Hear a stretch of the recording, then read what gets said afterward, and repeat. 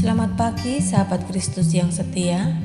Mari kita awali perjalanan hidup kita hari ini dengan doa pagi bersama Pendeta Agus Wianto.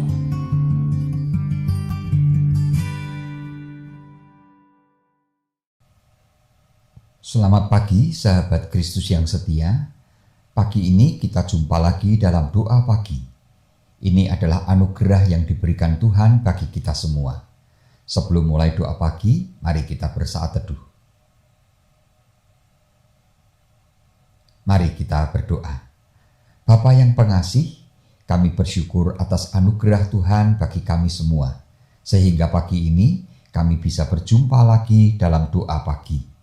Sebentar lagi kami akan membaca dan mempergumulkan firman Tuhan.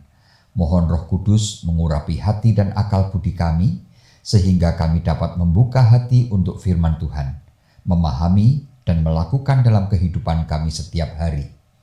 Tolonglah hamba-Mu yang Tuhan percaya untuk menguraikan firman Tuhan. Dengan pertolongan Tuhan, kiranya hamba-Mu dapat menguraikan firman Tuhan dengan baik, benar, dan mudah dipahami.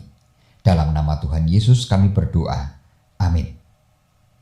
Sahabat, sebelum membaca firman Tuhan, mari kita menyanyikan pujian dari PKJ 270, Isilah mataku dengan citra salib-Mu.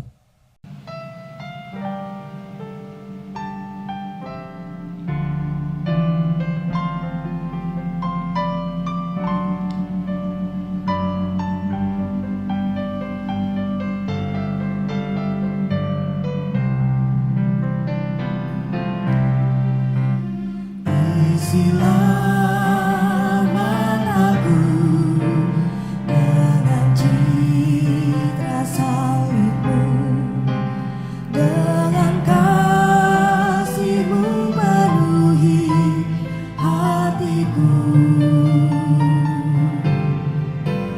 Isilah mulutku dengan syukur padamu. Hidupku seluruhnya milik-Mu. Isilah mataku dengan citra salib-Mu, dengan kasih-Mu penuhi hatiku. Isilah mulutku dengan syukur padamu. Hidupku seluruhnya milik-Mu.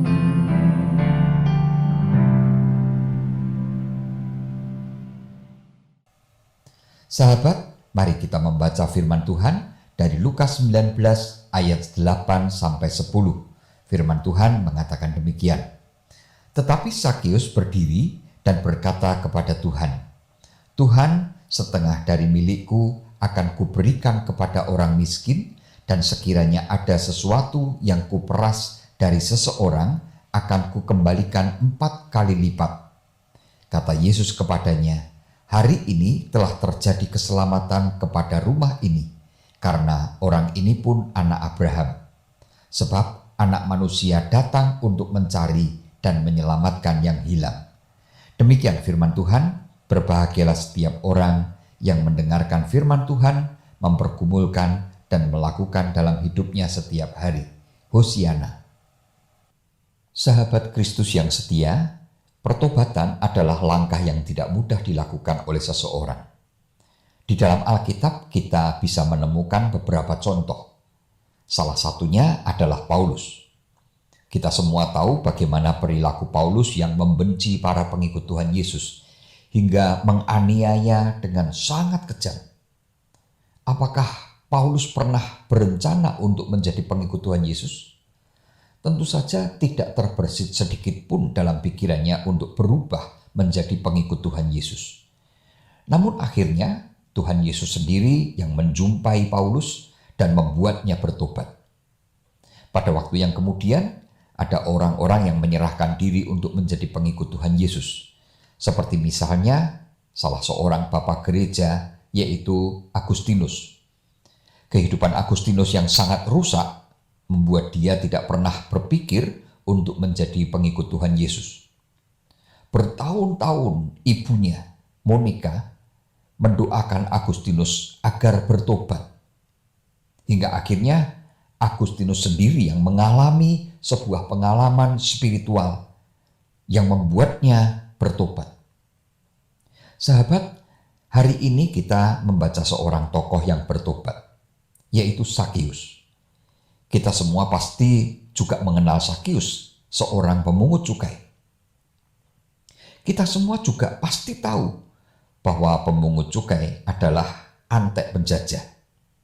Karena itu, para pemungut cukai itu dibenci oleh masyarakat. Karena mereka selalu memeras masyarakat ketika menagih cukai atau pajak. Bahkan bisa jadi para pemungut cukai itu menagih pajak dengan kekerasan kalau ada orang yang tidak mau membayar pajak.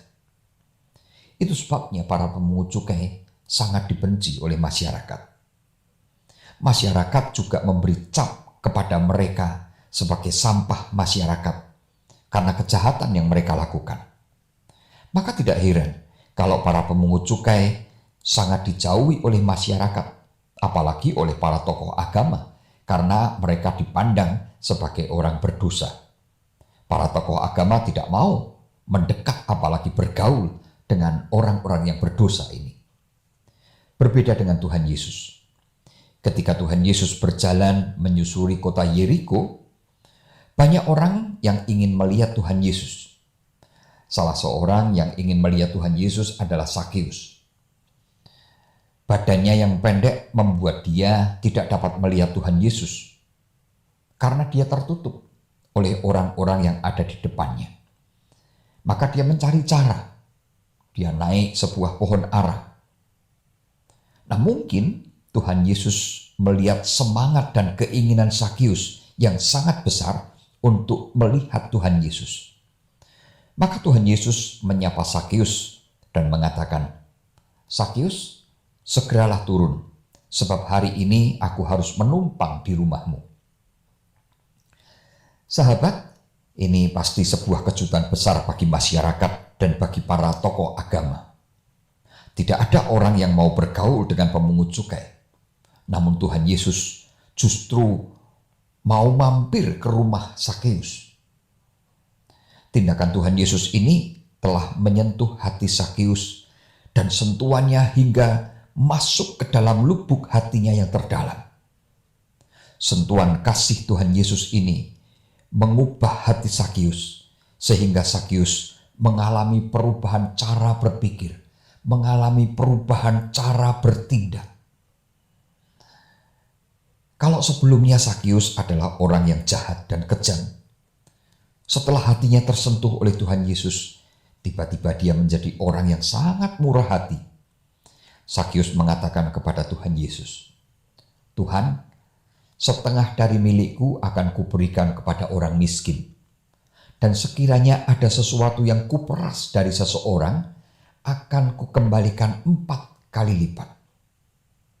Sahabat, ini adalah perubahan yang luar biasa. Sebelumnya, Sakeus pasti adalah orang yang sangat cinta kepada hartanya.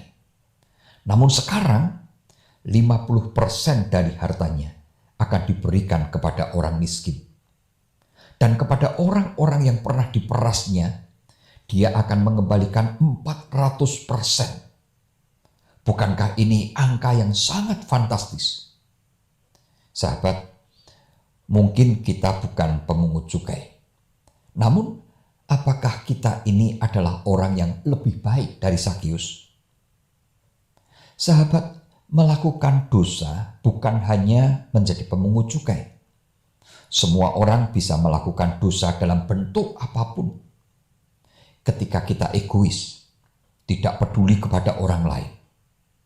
Ketika omongan kita menyakitkan hati orang lain. Ketika dengan mudah kita menghakimi orang lain.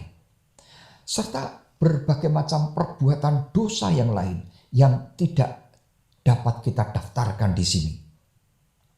Semua itu adalah perbuatan-perbuatan dosa yang tidak berbeda dengan dosa yang diperbuat oleh Sakeus.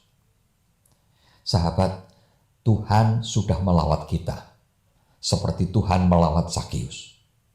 Natal adalah saat Tuhan Yesus melawat kita. Dan Tuhan Yesus sudah menyentuh hati kita dengan segala perbuatan yang dilakukan oleh Tuhan Yesus. Hingga puncaknya di kayu salib. Di sana Tuhan Yesus menunjukkan kasih-Nya yang begitu besar. Yang menyentuh hati kita bahwa kita semua ditebus dari dosa-dosa kita sehingga kita tidak mengalami lagi hukuman dosa. Sahabat, apakah hati kita telah tersentuh oleh Tuhan Yesus seperti yang dialami Sakeus? Kalau hati kita sudah tersentuh, apakah kita mengalami perubahan cara berpikir, mengalami perubahan perilaku, perubahan bertutur kata, seperti yang dilakukan oleh Sakeus? Sahabat, izinkan saya mengutip nasihat firman Tuhan dari Ibrani 3 ayat 15 yang mengatakan, "Tetapi apabila pernah dikatakan, pada hari ini, jika kamu mendengar suaranya, janganlah keraskan hatimu seperti dalam kegeraman." Sahabat, pada Minggu Prapaskah ini, mari kita membuka hati untuk Tuhan Yesus dengan pertobatan kita. Karena hari ini, Tuhan Yesus sudah memanggil kita semua. Hari ini kita mendengar suaranya. Maka firman Tuhan menasihatkan kita, jangan keraskan hatimu. Mari kita berikan hati kita untuk Tuhan Yesus. Seperti Sakeus yang bertobat. Mari kita bertobat seperti Sakeus. Tuhan Yesus memberkati kita semua. Amin.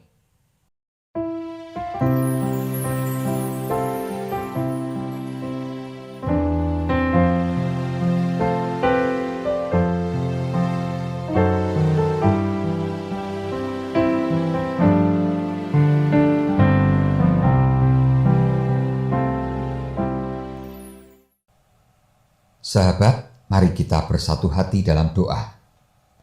Allah yang pengasih, terima kasih karena Tuhan sudah melawat kami di dalam Tuhan Yesus. Terima kasih kalau Tuhan juga sudah menyentuh hati kami semua dengan cinta kasih Tuhan melalui pengorbanan Tuhan Yesus di kayu salib yang telah menebus dosa kami semua. Tolonglah kami agar mampu merespon kasih Tuhan ini dengan pertobatan kami secara nyata. Ya Bapa, saat ini perkenankan kami memohon belas kasih Tuhan untuk bangsa dan negara kami. Kiranya Tuhan menolong bangsa dan negara kami pasca pemilu, sehingga proses pergantian pemimpin di negara kami bisa berjalan dengan lancar dan tanpa gejolak. Tolong para calon pemimpin bangsa kami agar mereka dipakai Tuhan untuk membawa kehidupan bangsa Indonesia semakin baik, rukun, tentram, adil, makmur, dan damai sejahtera.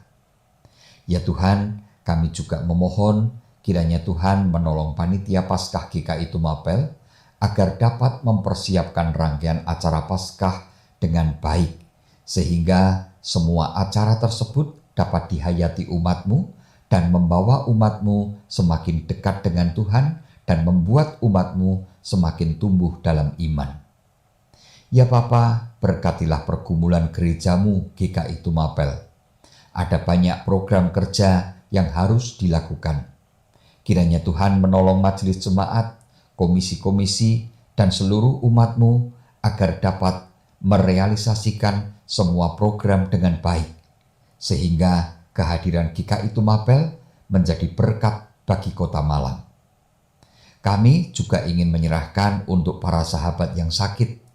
Mohon Tuhan tilik mereka satu persatu dan Tuhan berkenan memberikan kesembuhan kepada semua sahabat kami.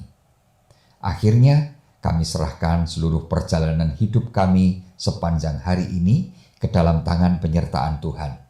Mohon Tuhan menolong kami dalam menjalani hidup agar kami selalu berjalan menurut kehendak Tuhan. Dalam nama Tuhan Yesus kami berdoa. Amin.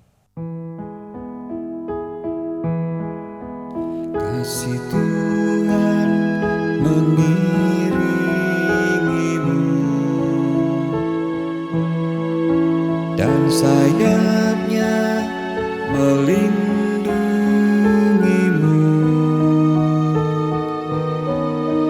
Tangan Tuhan pegang di dalam hidupmu. Majulah dalam terang kasih-Nya.